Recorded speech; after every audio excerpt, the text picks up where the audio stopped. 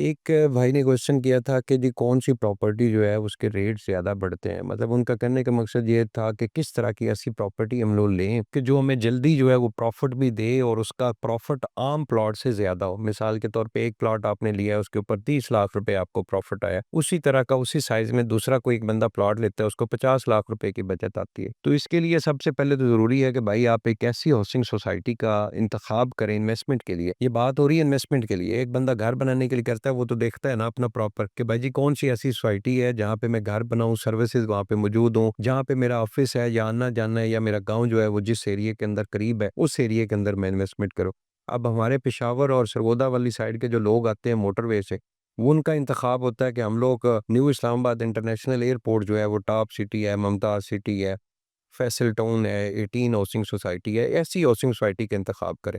अब एक लोग जो गुजरात वाली साइड से आते हैं जीटी रोड से उनका इंतखाब ये होता है कि हम बीएचए में ले लें, बैरिया में ले लें या उस साइड की जो हाउसिंग सोसाइटी है। इस साइड से कश्मीर वाली साइड पे लोग आते हैं तो उस एरिया का इंतखाब करते हैं। तो सबसे पहले तो आप ये देखना है कि जिस हाउसिंग सोसाइटी के अंदर आप प्लॉट ले रहे हैं, उस हाउसिंग सोसाइटी की जो लोकेशन है वो कैसी है? वहाँ से आपको एक्सेस कितनी है मुख्तलिफ साइड के ऊपर? सेकंड आपने ये देखना है, सबसे ज़रूरी इस वक़्त जो बात है, लेकिन उनमें एक रेस्टोरेंट का मालिक जो है वो सोशल मीडिया के ऊपर बड़ी हाइप बना के रखता है और उसके जो वहाँ पे डाइनिंग एरिया होता है, वहाँ पे रश ही नहीं ख़त्म होता। और कुछ लोग ऐसे भी कुछ ऐसे भी रेस्टोरेंट होते हैं, जिनका खाना बड़ा मज़ेदार होता है, लेकिन चूँकि वो सोशल मीडिया के ऊपर अपनी एडवर्टाइज़मेंट नहीं चलाते, वो फ़ेमस नहीं है, तो इस वजह से वहाँ पे जो है वो गाहक कम हो जाता है। तो इसी तरह हाउसिंग सोसाइटी जो है, ये भी आप देखें कि कौन-सी हाउसिंग सोसाइटी सोशल मीडिया के ऊपर बहुत ज़्यादा प्रेज़ेंट हो रही है, उसका ओनर जो है या उसके डीलर जो है वो किस हाउसिंग सोसाइटी को ज़्यादा प्रेज़ेंट कर रहे हैं। तो उस हाउसिंग सोसाइटी के अंदर आने वाले टाइम में इन्वेस्टर भी ज़्यादा आता है और जेन्युइन क्लाइंट भी ज़्यादा आता है। बड़ी अच्छी-अच्छी हाउसिंग सोसाइटी है जिन्होंने बड़ी अच्छी सर्विसेज़ दी हुई हैं, वहाँ पे जो है वो रेट कम है और एक ऐसी हाउसिंग सोसाइटी है जिसकी सर्विसेज़ ठीक है, नॉर्मल है, लेकिन उसकी सोशल मीडिया के ऊपर बड़ी हाइप बनी हुई है, बड़ा उन्होंने जो है वो यूनिक से आइडियाज़, यूनिक सी चीज़ें वहाँ पे वो मॉडल लेके आ रहे हैं, उसकी वजह से वो हाउसिंग सोसाइटी जो है वो कामयाब हो जाती है। फिर हाउसिंग सोसाइटी के साथ-साथ आप ये देखें कि वहाँ पे जो ओनर है या उसकी जो मैनेजमेंट है, वो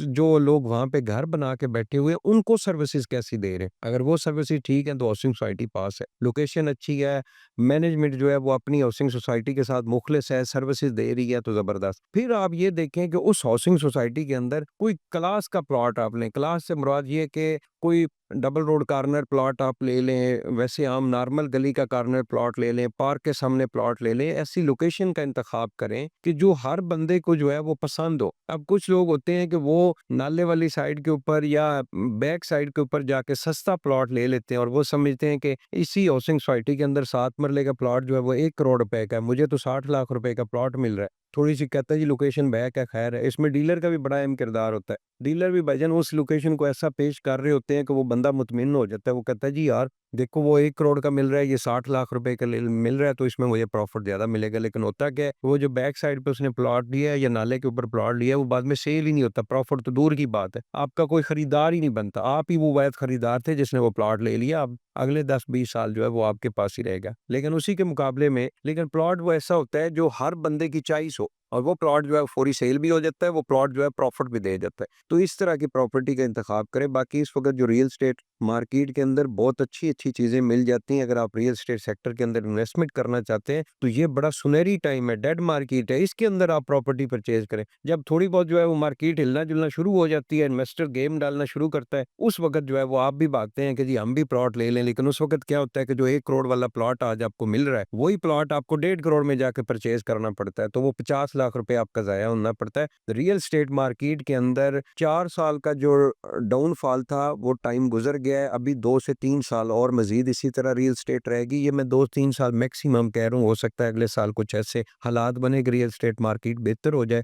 अब आपके पास सुनहरी टाइम है, आप इसके अंदर इन्वेस्टमेंट करें। जो हाउसिंग सोसाइटी आपको अच्छी है, ऑन ग्राउंड प्रॉपर्टी के अंदर इन्वेस्टमेंट करें, आप अपार्टमेंट के अंदर इन्वेस्टमेंट करें या ऐसे प्लॉट के अंदर इन्वेस्टमेंट करें, परचेज़ करें, जो मौके के ऊपर मौजूद हो और उस हाउसिंग सोसाइटी की मैनेजमेंट जो है, अपनी हाउसिंग सोसाइटी के साथ मुखलिस हो। बहुत-बहुत शुक्रिया।